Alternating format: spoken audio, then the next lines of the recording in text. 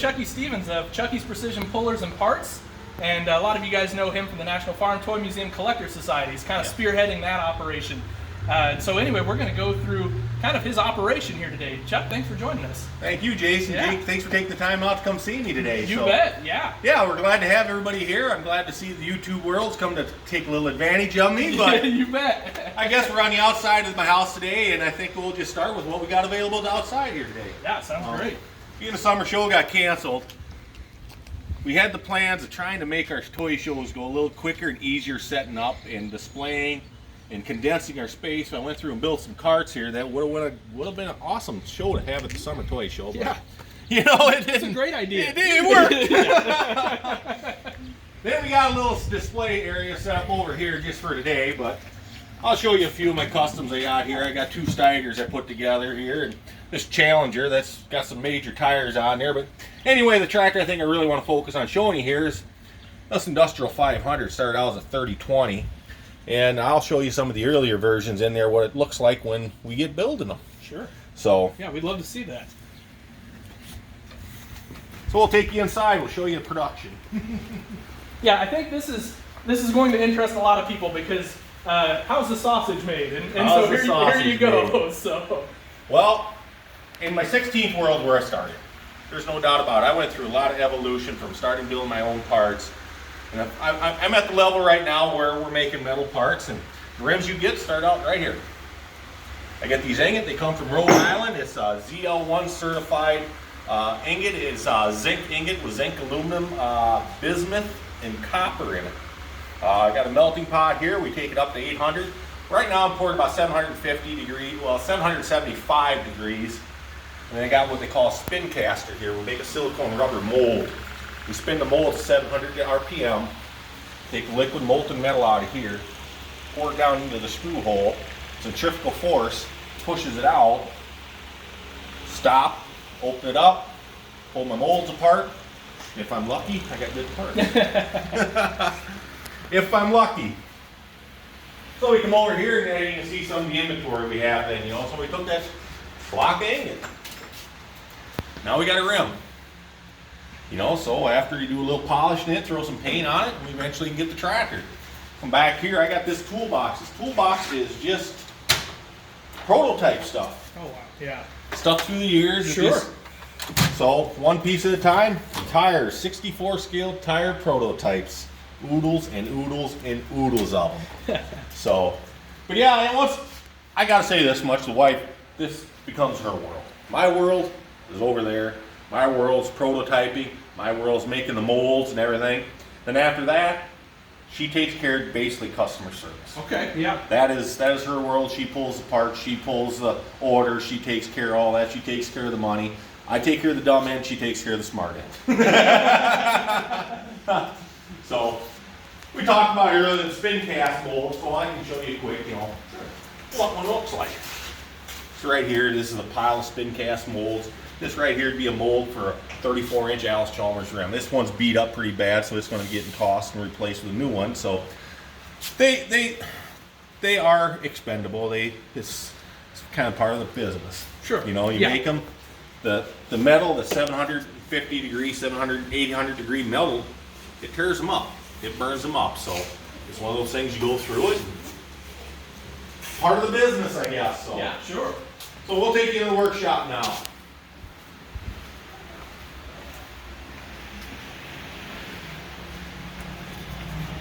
As the old saying would go, this is where the magic happens. So, this is my bench.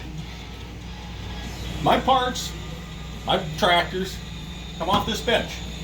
You know? Yeah. There's nothing fancy here, simple hand tools. It's a total disaster. It looks like everybody else's benches that are actually working. It's a disaster, you know, but it's my disaster. Yeah. You know? I think one of the interesting things in showing your bench here is I think a lot of people think you have to have all these specialized tools and all that, but you don't. It's simple tools that anyone has around, really. You know? Yeah, right exactly. Here. Yeah. You know, I mean, I ain't gonna lie. Gotta see if I can find it here. This tool is my best friend. Yeah. Oh, absolutely. I Yeah. mean, a 2-inch angle die grinder. I mean, it is my best friend. I use that thing for everything. Sure. Don't get me wrong, I got a mill out there, I got a lathe out there. I mean, it all has its purpose, but it ain't where I started. It was one of those things, I bought it to make my life easier after I, one step at a time, acquired this piece, that piece, Yeah. I mean, I've been doing this for years. Yeah. And you acquire them pieces, but I mean, simple tools. Yeah. Absolutely. I think that's one of the questions I get all the time is, what tools do you need? And I tell people, for $100, you can be building toys. These are the tools you need. Yeah, right that's here. what you need the most of. But you need these. Your fingers, your hands. I mean, the idea of ever having to lose a finger. Yeah. That and my eyesight. Yeah. Oh yeah. Absolutely. That actually scared me. I just got my first pair of reading glasses a couple months ago, and I'm like, oh my gosh, I don't want that to happen. Yeah. So, no doubt about it. So. Yeah. Yeah. Anyway, you must come on in here, and I'll show you a little bit more of the craziness that goes on. So here's my paint, and here's kind of how I got started in the parts world. I used to buy these scrap tractors off Barb and Charlie Burkholder. I used to go out there and buy truckloads at a time, and I'd bring them back and I'd tear them apart and I'd sell the parts. And then I found the limit to that, and then I started slowly making my own parts, and I started out through the resin casting like a lot of people were doing, and then, it's with urethane rubbers, and it was really, I guess, in my custom world, what was happening is I was finding the limitations of the things I could build, the amount of detail I could put into it. Sure. So I needed to start making the parts I needed to get to where I wanted to go. Yeah. What is that saying? Necessity is the. I'm blanking on. I know what the saying is, but it's. There's no doubt about it. But that's how I got to where I'm at. I always joke. The first tire I made, majority of it I made by hand. As far as I started out with an Ertl tire, and I cut the diameter down. I cut lugs out. It was a 20.8 38 tire. And I always joke it cost me $2,000 to find out what didn't work. Sure. But eventually, he got to the point where you were good. Yeah. So when you come over here, now we end up. This is my 16th scale world of tires on hand. We got more tires back there, but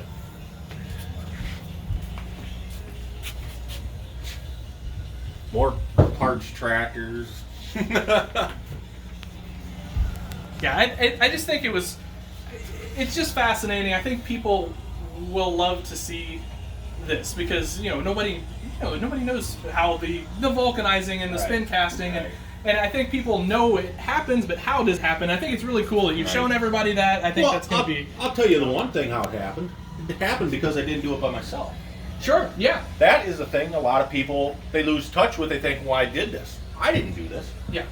I have a lot of people to thank during the road that got me here. Yeah. You bet. Jason Rhodes from up in Canada. He was the guy that helped me make my first tire.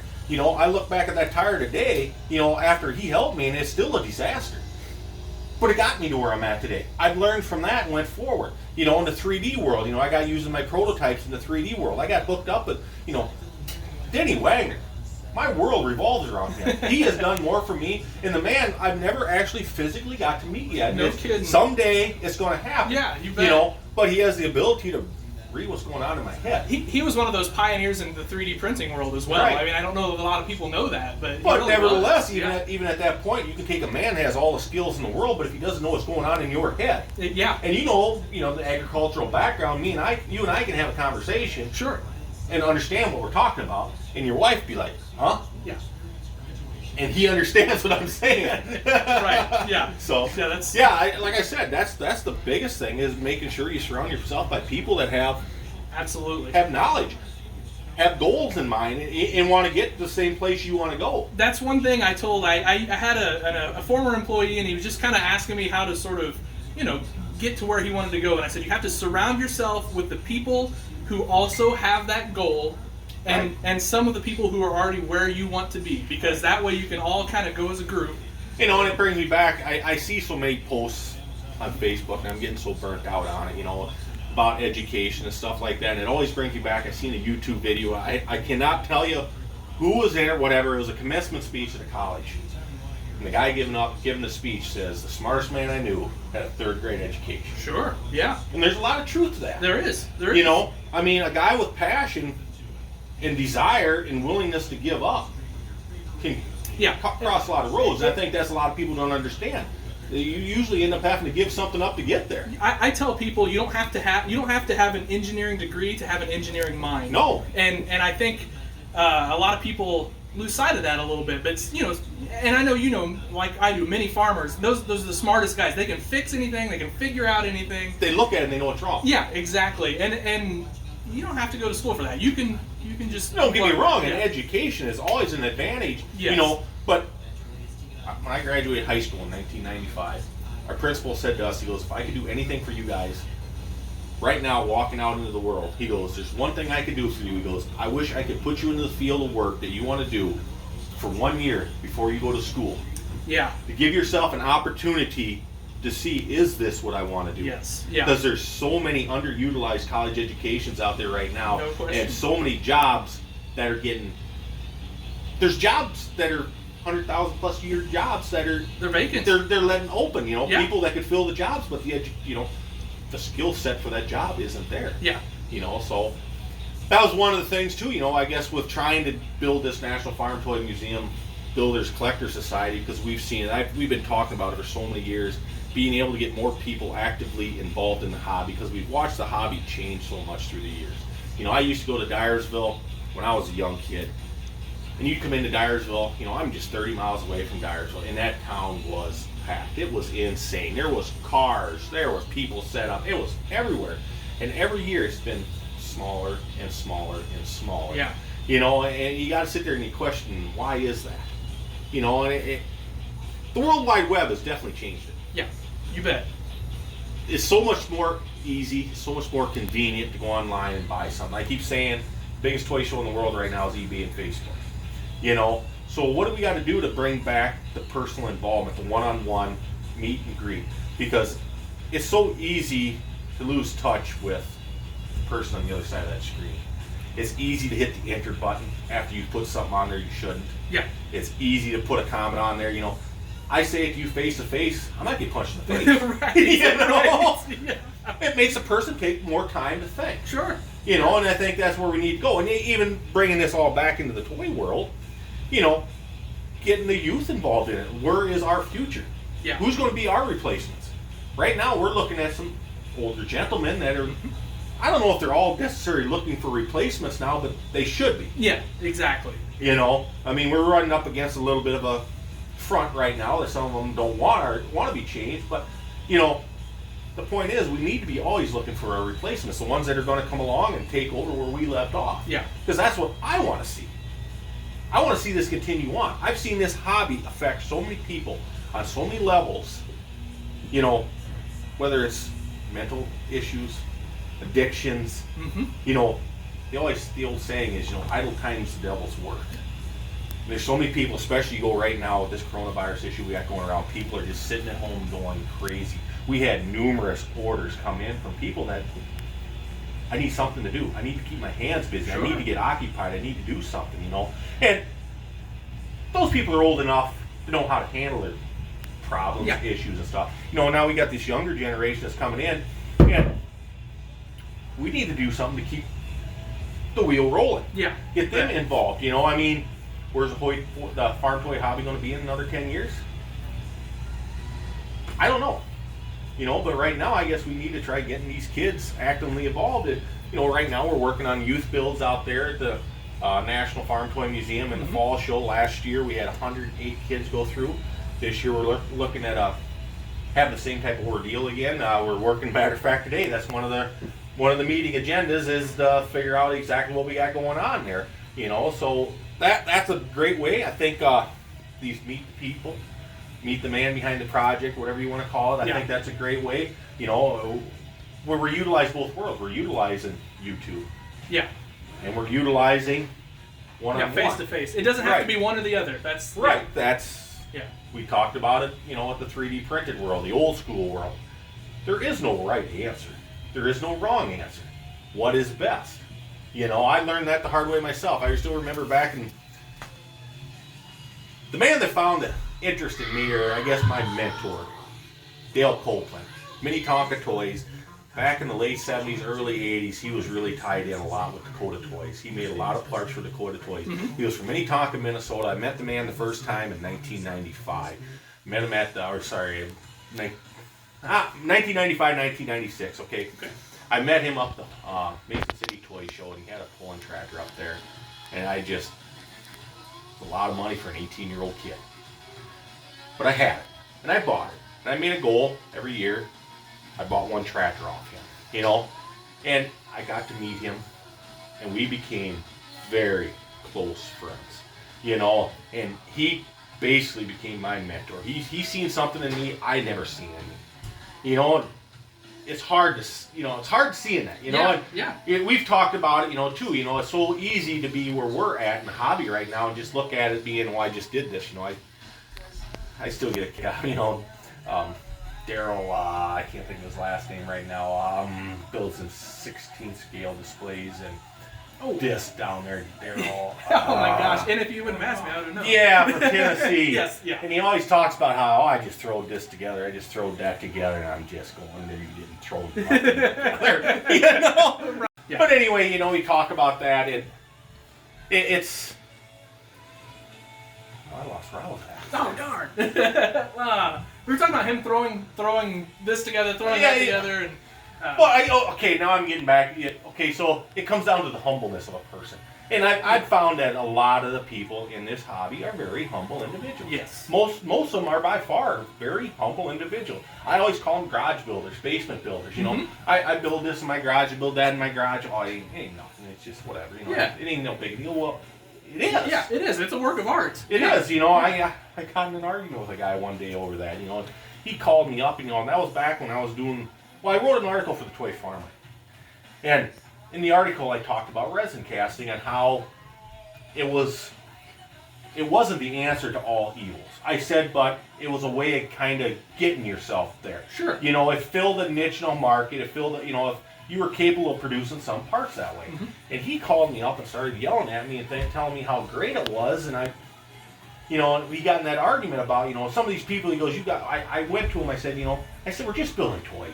Yeah. We're just building toys. He goes, that's the problem with you guys. He goes, you guys just think that you're building toys. He goes, you're building museum pieces. He goes, you're building pieces that art galleries would fight over. I go to him, that's kind of true. It is, yeah. I said, but it doesn't have to be that way to me. Right. It can still just be. It can be a toy. It can still just be a toy. Yeah. That whole deal, you're your own hardest critic. It's nice when you can keep stepping your game up that somebody can look at it and say, you got a museum piece. Yeah, you bet. But it humbles a guy, maybe too much. Okay, I can see that. Yeah. Well, you were the one that brought it up to me last year, in the roundtable St. Louis this year about having a meet and greet. Yeah. And I sat there and go, why? Right. Yeah. Who am I? I build toy parts. Whatever, and then you take a little time out of your life and you sit there and think about it. There's people paying attention to what I'm doing. Absolutely. That's crazy. It is. It is. I remember the first time I had someone come up to a toy show with me and say, "You're Jason from For the Love of Tractors," and my mind was blown. I'm like, really? Right. Who knows who I am? Yeah, and I mean, on the other end, it kind of is so hard for me, because I'm horrible at names. Sure. Oh, yeah, and the more people I meet, it's getting worse and worse and worse. And, people are coming up to me, and I ordered this. Well, for anybody that remembers, wife takes care of the orders. When you tell me you ordered something, I don't know. I just know I had to make parts or something, But yeah, so I mean, it's a great idea. Yeah. I mean, there's a lot of us here that have made an impact in the hobby. And I do feel for this hobby to continue to grow, we need to utilize that. Yes, absolutely. We need to take them people and utilize them. There's some older guys out there that have done that in the past, but a lot of them are gone. Yeah. Nobody is kind of taken over. I mean, I said it down the round table, some of them guys, they need to start asking us too. Because we've been kind of getting burnt out as far as, hey, I'll help, and no, you just go aside, I mean, and the thing comes back then to, you got to be careful what you wish for, because we ain't looking to just throw everybody away and throw everybody out. We're just looking to say, hey, we're willing to help. Yeah, exactly. Yeah. What can we do to help? How can we be involved? Because sooner or later, they're not going to be there. Yeah, that torch will have to be passed one way or the other. One way or the other. Yeah. You know, and it's a lot easier to pass that torch on than have to try to relight it. Yeah, exactly. That's a perfect saying for this situation. You know, so. Yeah. But yeah, I mean, what else would you like to see or hear?